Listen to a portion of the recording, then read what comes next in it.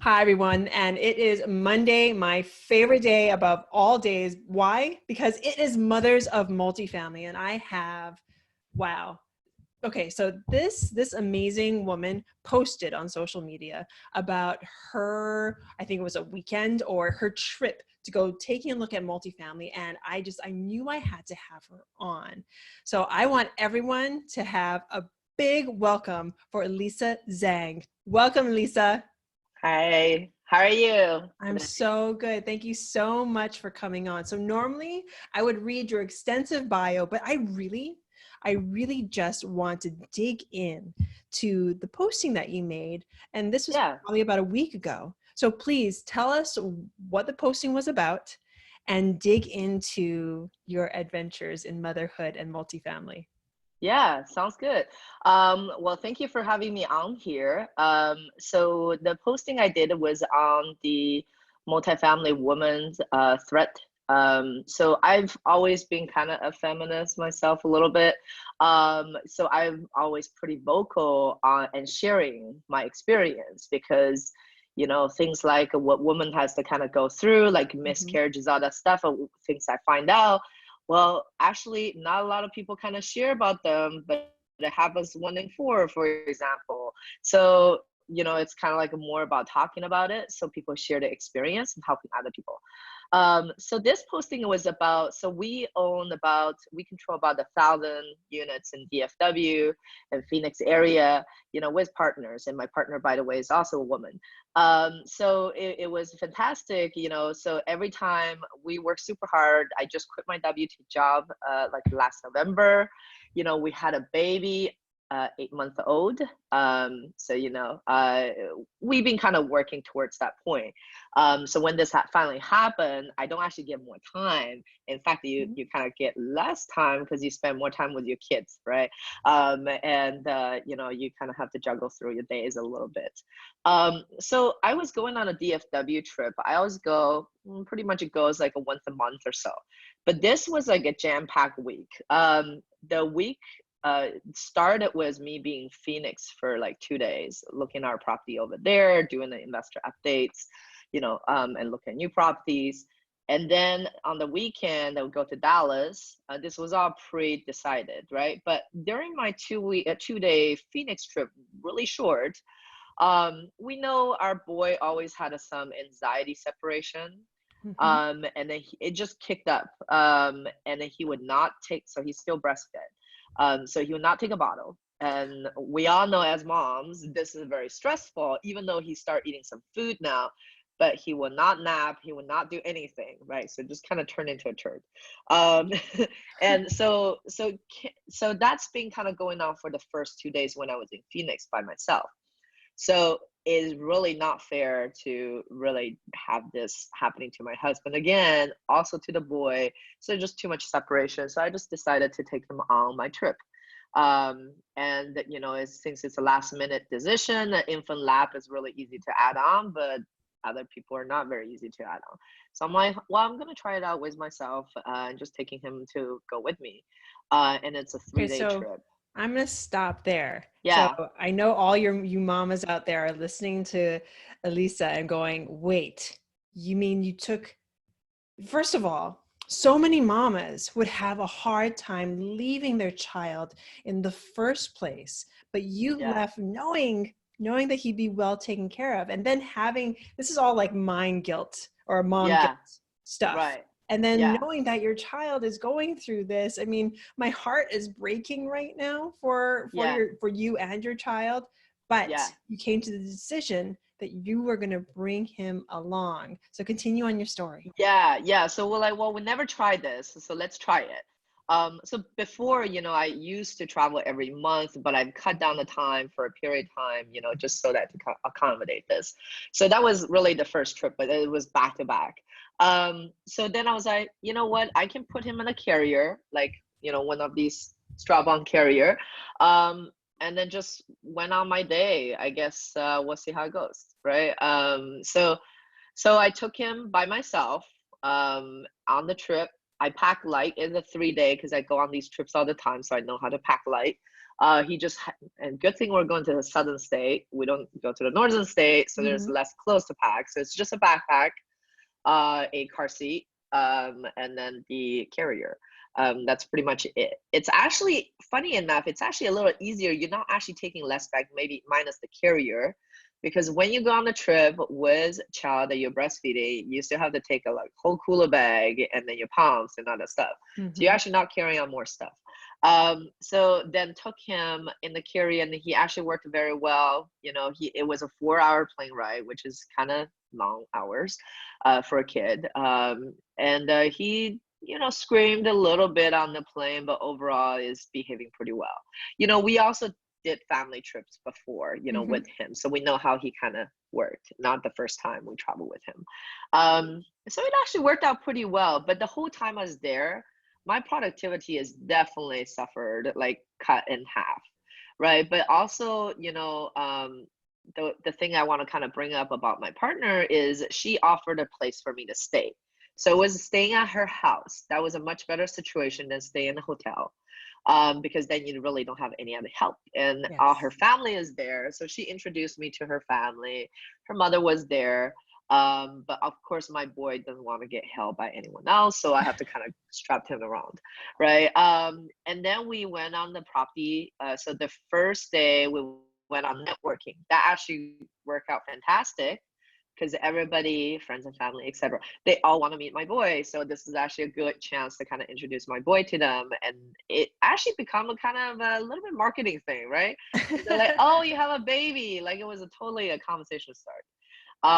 So that was great. Of course, he napped when he napped. It was not totally great for him because, you know, his hours are shifted, and for moms out there, we know like they have schedules, but they sleep. When they're close to you, they just fall asleep, right?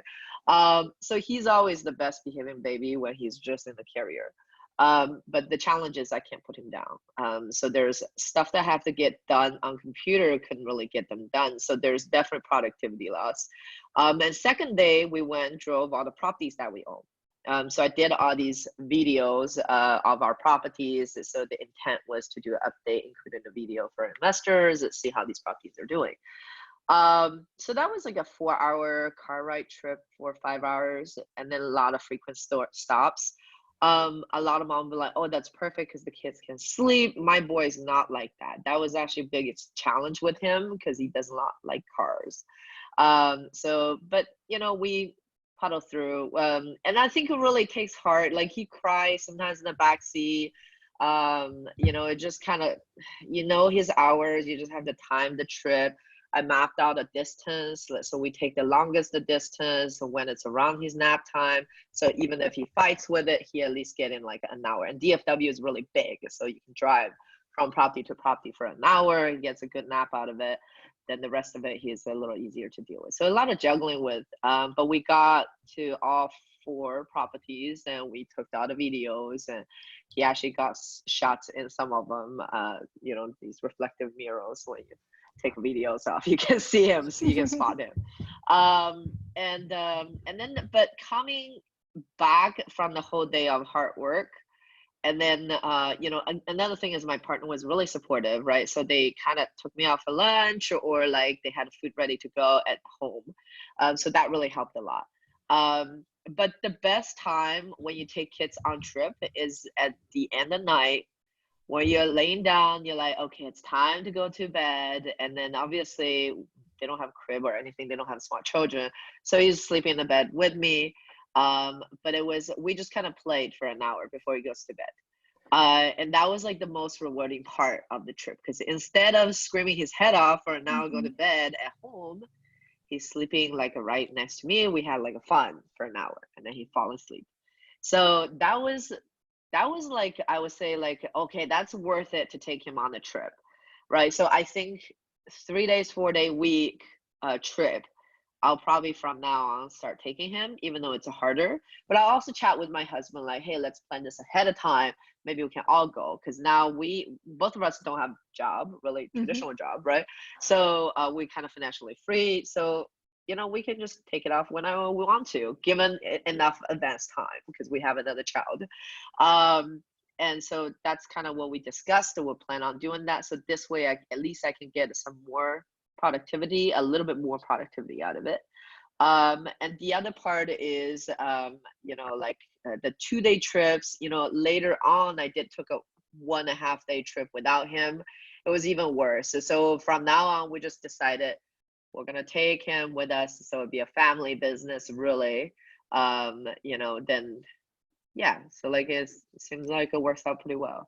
So, to me, it's just like, as moms, you have a lot to juggle. And there's all these like tips and tricks. And as you go on the trip, your baby the best. If it's too much, just don't push it.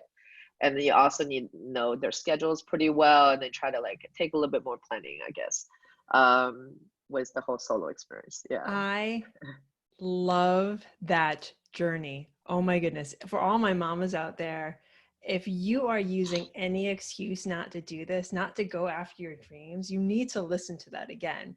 I mean, you made it happen. You got over that mom guilt. You got over the fact that, oh, now I can't go, or you made the decision to make it happen. Yeah. You strapped your baby on you, and you used that closeness. I mean, now you're going to be known when you go back to network with those same people. Yeah. They're going to be like, wait, you're the one that brought her baby last time. And then you'll have a whole conversation. They'll know that you're nurturing, that you take care of your business. And it's an amazing story. Thank you so much for sharing that. Welcome. Yeah. Thank you. So I want to know, and I kind of did a departure from what I usually do. Usually my first question is, how do you do it? But ladies and gents, she just answered that question. She makes it happen. So Elisa, what would you say to any parents, moms and dads, who are using their children as an excuse not to take a step forward, not to go on those trips, not to network? What would you say to them? Well, I would just say, like, from my experience, my children was actually my motivation. So like that enlightened me. Every single pregnancy, like, it kind of drives me to go work harder, because the financial independence, the fact that we can travel with them, the fact that we can leave the last minute if we wanted to, is very important to us. We're at here now, right? So we're not going to stop. So definitely, like, you have to think about, you have to pursue your dreams. And everybody has different lifestyle, right? So like, you have to pursue a dream with your utmost conviction, because it's going to show up better for your kids. Like, and I often had people comment to me, I have a little girl too, 4 years old. So she'll be like, "Mommy, are you going to work?" I'm like, yeah, sometimes that comment sounds like heartbreaking, but also, my friends and family comments, and I flash back into my childhood. It was like the fact that I see another woman, or my mom, or someone who I respect, my aunt, working every day, that day-to-day influence to me give me a huge positive impact and confidence that women can do it too, right? So especially mom, I think your excuses of using the kids and etc. At the end of the day, there's always a way. If you have a will, there's always a way. Like, so setting up the goal, see what's really important to you. Could you afford not to get there, right? For me, it was, could I afford not to be financially free, knowing that I have my little boy now? Like, no, like, I need to be there. Well, I'm already there, but like, I need to go to the next level in order to make sure that they're well taken care of. And then that cannot wait, because time cannot wait. And I guess that's what I would tell folks who has kids. And that's not your crutch. Like, in fact, to bring them onto the trip will help them to realize, like, that they can grow as well, and all that stuff. Like, it's really empowering for them as well. So you do them a service. Very empowering. Yeah. Thank you so much for that. Using what you do as a way to empower your children, not to think about it as a detriment to them. Yes, you're saying you're going to work, but with what you and I do, we can bring them to work. Right. You can involve the family, and it sounds like that's exactly what you're going to do from here on out. You're going to make it a family trip. Yeah. That's exactly what Jason and I do too. And what's so great about that is, like, every single of these trips are tax write-off. You get a fun thing out of it. and that you make memories together. It Mhm. is definitely a juggle in between. But when I look back, because quitting my 9 to 5 is still pretty fresh in my mind in November, right? So I basically faced the choice of going back to work after 3 months of having the baby. And you probably possibly would travel for work, but for that type of work, you cannot bring your kids with you, right? You don't have the flexibility versus being my own boss and running the properties and stuff that we already have, and then be able to kind of flexible and bring your family along with you. And that's why it's so awesome to be like invested in multifamily and be your own boss. Thank you so much for everything today, Elisa. This has been, Thank you. I don't want to say it's been mind-boggling because I do it too, but for so many mamas out there, now they can see what you do and see that it is possible. It is Right. possible. Yeah. So if you could leave one actionable step for my mamas out there, what would it be? I think I think it would be setting up a goal, knowing your biggest why. I always started from there. And then don't make excuses. Facilitate your surroundings so that leaving your baby is possible, Mm-hmm. or taking them with you is possible, right? Because we set up everything around it. Our partners, we chose our partners. We have the same values, right? So creating a support system so it allows you to kind of get to the next step, and then not using your kids or your family as kind of like a crutch that you have. Because if you have a will, like everything can be done. Well, thank you so much, Elisa. I am so Yeah. grateful to you for coming on. Oh, thank you for inviting me. Yeah. Fantastic. Yeah. And you know what? Thank you all for listening in. I am so grateful as well. Thank you so Thank much. I'll you. see you later. Thank Bye now. you. Bye.